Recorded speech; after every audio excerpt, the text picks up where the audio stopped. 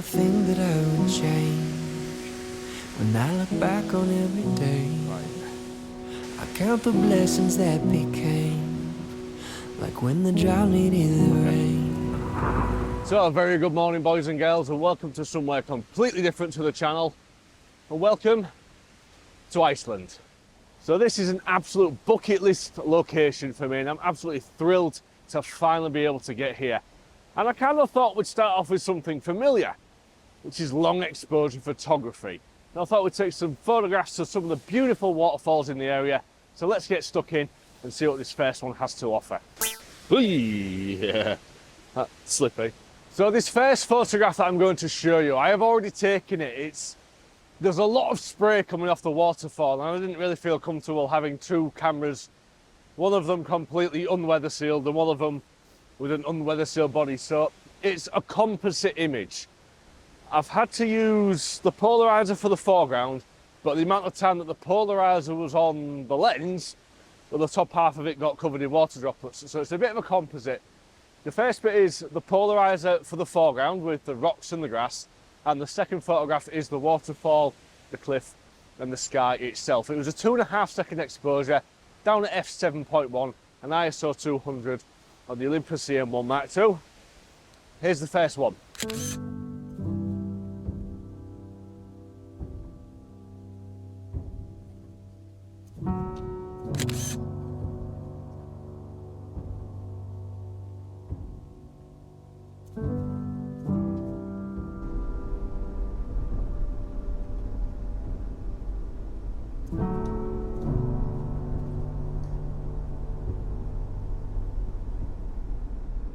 So that's the first waterfall out the way with.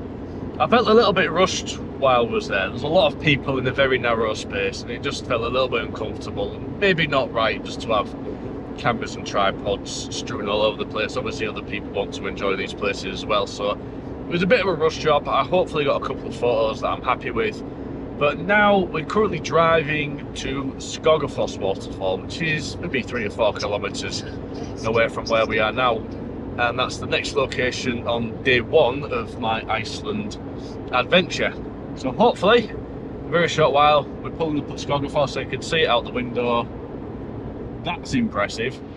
So, we've made it to Skógafoss, and I'll tell you what, it's bloody impressive. It's the biggest waterfall that I've ever seen.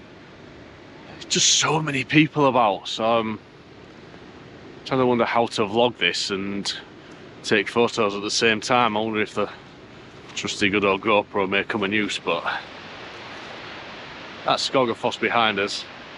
It's very, very impressive.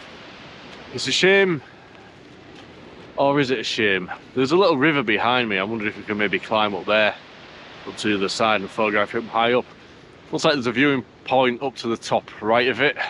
Not sure if we're going to go up there, but maybe worth a look. I don't think we'll take photos up there, but I need to get somewhere where I can get a tripod set up with a camera and not get hundreds of people in it. It's a shame about these touristy places. Well, it's not a shame, it's people are entitled to see it. It's just a shame when you're trying to take photos. Yeah, I don't know. Right, let's get stuck in, see what we can do. Right, so I've got the tripod set up. I've got filters, polarizers and long exposure stuff on the front of it. You can see I'm using the green beanie hat just to protect it because there is so much spray coming off this waterfall right now. Oh my god, is this thing impressive. So obviously there's a lot of people about, so patience is the aim of the game here. So as soon as I get a gap in the traffic, I will take this photograph. But it's so moist right now and I'm a little bit concerned about things not being weather sealed. Specifically this GoPro, if I'm being honest with you. Let's just see what happens.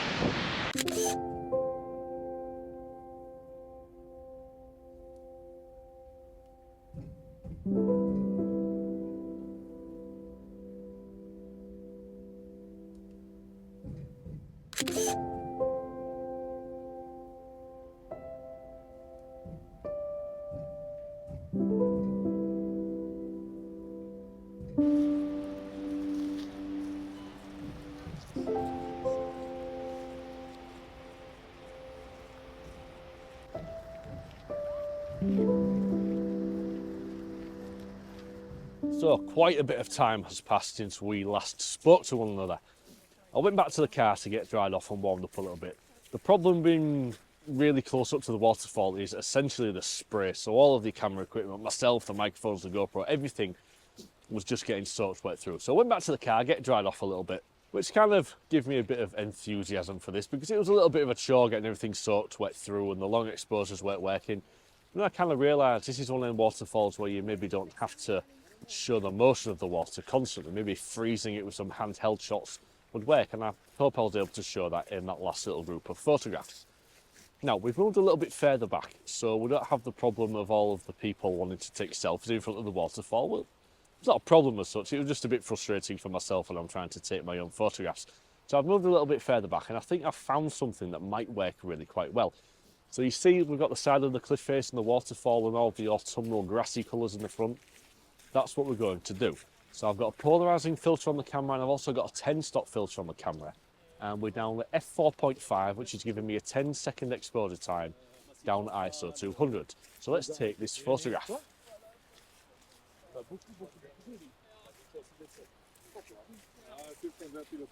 So that photograph is taking itself now. As soon as that's done, I will show it to you, and I'll pick it up at the next location.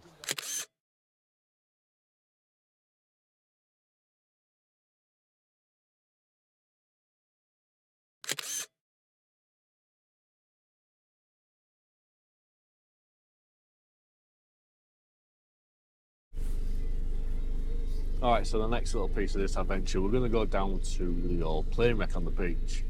As you can see, we're not walking down it, it's extremely windy and cold outside. So we've jumped on the bus, and we've got a little bus journey all the way down to the plane wreck, bus journey back, hopefully get a couple of nice photos while we're down there. So, world's most bouncy bus ride complete. We made it to the plane wreck. And a little bit like most of this first day in Iceland, there was just a bunch of people, so it's just going to be a case of trying to find a photograph that doesn't have anybody in it. I didn't realise how tourism aimed everything in Iceland seems to be.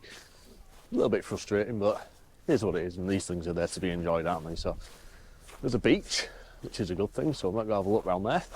I haven't brought a tripod with me though, so everything's going to be handheld, so we'll have to find some fun way of doing things on the beach. Let's get to the plane wreck and see what it's all about. So here we are, plane wreck behind us. Let's have a look at taking a photograph. So we'll try and get the wing. You see there's a bit of a wing and the front of the plane in, but there's also a mountain in the background. So let me fight with my gloves. I've got my big Valorant 8 suit gloves on. There we go. So there's the first photograph taken. Let's go find another one.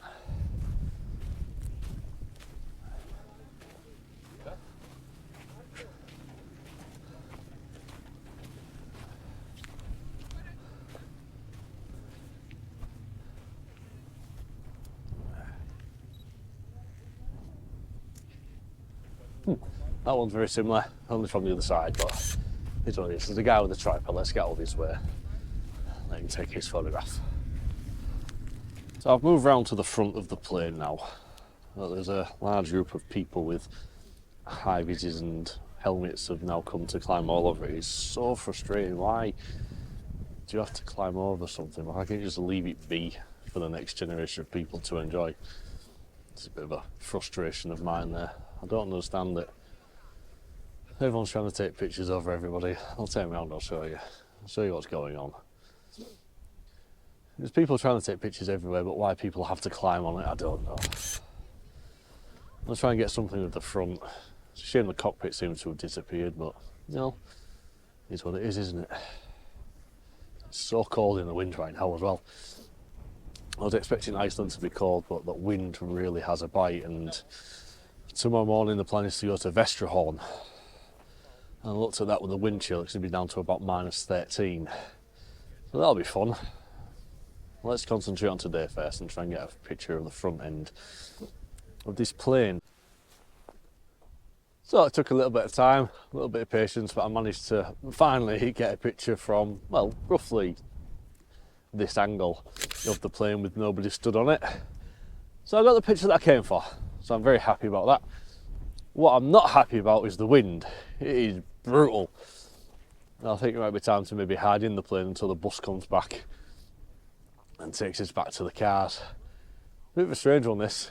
You come down to see the plane, but it really is just the shell of a plane on the beach. It's a bit of a strange one, but well, there's another one ticked off the list, so glad to have got it. So I think that is about it for day one from Iceland.